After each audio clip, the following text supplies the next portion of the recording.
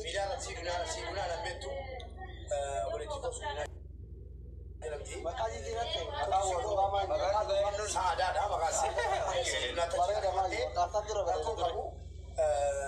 Obboleettii kooti kan haadha kooti kan abbaa kooti jechuudha. Ergasii nama mormaa ture. Himuun dirqama taate kanaaf obboleettii kooti wal baraanii gabanumaan isin jedha. Ulfaan dhugaa ta'uu obboleettii koo qophii kan akkasitti obbolaa kee tajaajilu qopheessuu keessaniif. Sagantaa kennaatti deebi'a. Amma sagantaa kennaatti tartiiban warra kennaa qabda. Tartiiban. Abbaan karaa jiru. Saadaa sweet. Achi kan wanti doktora Azhar durraa simbannaa fi nama lama. Achiree maal saadaa sweet maqaa. Muuziqaa ta'ee nama nuyi mootii eessa godha. Kennaa si muuziqaa kan Muuziqaa xiqqeessi banni asii Sweet jedhamti yoo. Saadaa sweet maqaan FB TikTokis warra TikTok irratti beekamu. Kennaa ajaa'ibaa kana.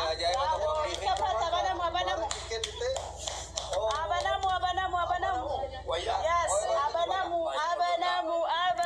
Kaidaa koo hordoftoota koo nagaa yeroo danu. Abanamu adiifoo. Abanamu dhaqee manatti ban. Abanamu. Situ murteessa. Abanamu. Haa walii beennanu. Abanamu. Abanamu. Bani jedhamu. Abshaa awwaan isin jettan godhaa. A'uuzu billahi min shaitan. Maal bannaa heeree? Sagantaa kanatti naman jeeqinaa rabbeedhaati. Kobiyyaan kenna. Kobiyyaan kenna. Ikafat. Yaa ilaaha.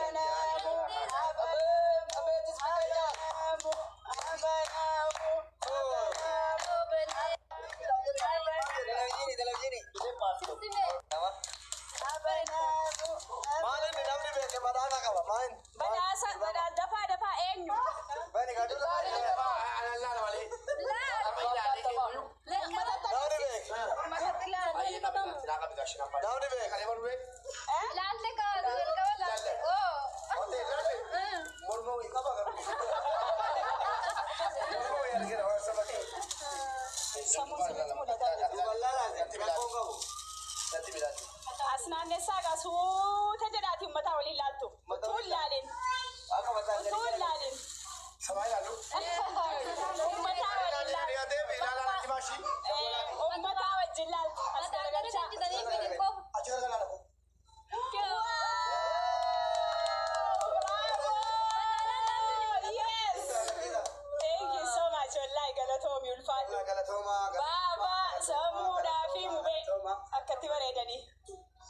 Suuraa akka malee bareedudha. Suuraa jiraati. Suuraa faamilii.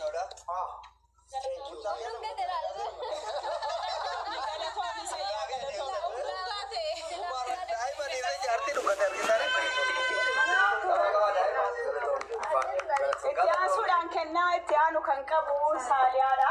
Saaliyaanis kennaa addaan qabaa jetti. Maqaanis saaliyaa oroodha. Tiktaakii irratti warri beekanu.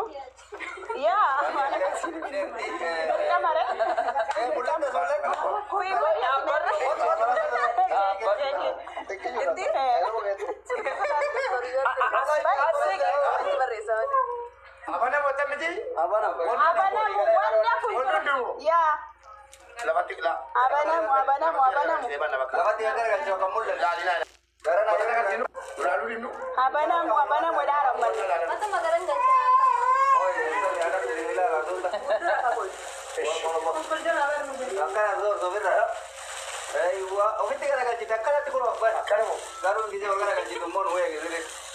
Kunillee waan bakkaree miti maali isaa barree boy. Ilaalin. Akkuma jiru sanitti gaggaragalchitaa jiru akkatti yoo bata. Ol deebite gara keetti. Yoo bantu akkatti. No. Gara balanga akkasumas.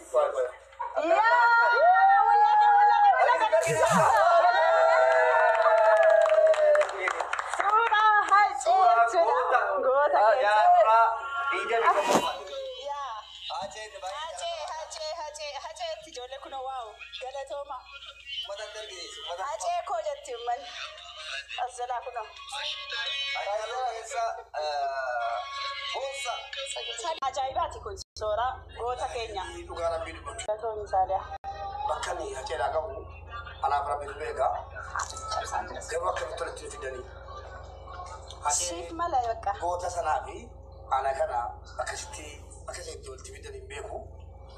والله باي نجمع تشتني أنا بصورة قفا متين إرجع قدّا كبا إرجع قدّا أمّا نجرم نكبا على تومي Take care of. Another. Wanti kun akka qaba. amma itti aansuudhaan immoo munaa beektanii maqaan tiktookiisis munaa oroo jedha ishi kennaa adda ammas kan qabu isidha. Let's go.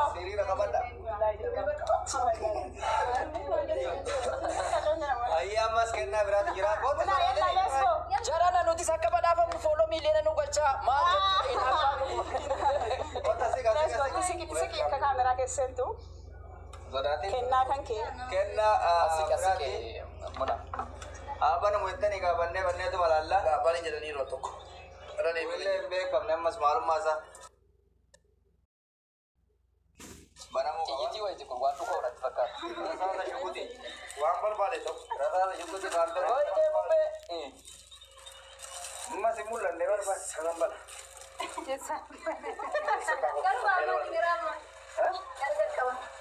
Garuu ammaa jiran. iPhone ina. iPhone akka gabaabata. iPhone gabaabaa laalanii bitanii. Yoo baarakii kun. Wayyaa. Kamittiin naan dhaga'uu dandeesseeti. Kana hunda Banuun beektu. Walakki. Waayee jedhee. Abbaa. Kutuu fi bakka. Asii. Eegerraan hin bala. Moobeen cinqiin danda'u gudee. Wanta sirra dhuma waan ta'eef siin jechuudha. Sirriin jira? Ijoolleen sa'aatii itti abeet maal ijoolleen mana kootii mooftuu qabu maal akkana tilmaamtu shittoo sa'aatii Haza enu hawi. waaw Kame turayyu. iskiriinidha sa'aatii ajaa'ibaa jechuudha. Sa'aatii ajaa'ibaati. Keessaa baasii agarsiisi. Keessaa baasee agarsiisu. Shukii gabaaree. Sirkii waliin yalla. Abbaa koonaaf. Wajjinidha. Bilbilallee irratti hojii godhachuu danda'a. Sa'aatii ajaa'ibaati jechuudha. Connecti gootee as heloo jechaan hin dhagatti. Akka nama Waaw gurraafatu. sa'aatii ajaa'ibaati. Baay'ee. Hordoftoota koo. Galatoon. Amma kaasii dirqaa ba'uun. Akkatti. Halloo. Thank you so much. Egarraalee wayisi. Jira. Yalla. Kennaan itti aanu immoo kunoo jirti. Takkitti. Takkitti asii dhaabu. Takkitti aggaaroo maqaan tiktookiisi. Samiiraa jechuudha. Samiiraa Jamaal yookaan Takkitti Jamaal jedhama. Takkittiin beeku. Takkitti Jamaal jechuudha. Jalaa garaa gadhiisa. Takkitti Jamaal maqaan tiktookiisi jechuudha. Takkittiin kun asii sodaatini. Ada takka hin dhufee erdi. TikTok itti eenyu sirri. Bitaa rakkoo miti. Sunitaa sandaawwan sunitaa gaaro. Takkitti asandaamu. Allah nu hasaatti godhe asii Kun immoo maal ibsu? Amma kanatti. Banaa deemaa jechuudha banaa agarsiisa. Laala waan keessa jiru ilaalu feena. Barrii isheetti bitamaadha. Tool box jedha. Kuni maal jedha? Information box isin jedha barreeffama isaan agarsiisu. Mistiraan jechuudha. Maal jedha? Isin beektolee namni kaataa kadhati. No, baani. Please rakkoo miti. Sodaachistee ariite? Jettiin akkama. Yaa ilaahi. Sagalee mubee jedhi gaafa jedha. Sorry, mubeen. Mansuur lama. Maalinni hin beeknu. Shikkoora taa'u maal isaa?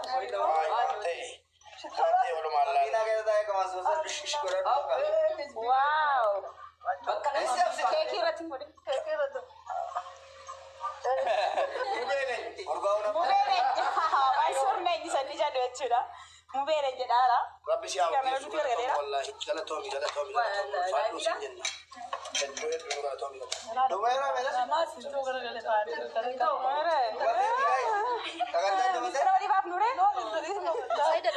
Sagantaan mateeraa kennaan haala kanaan xumuramee namni baay'een ittiin qophoofne isiin jenna.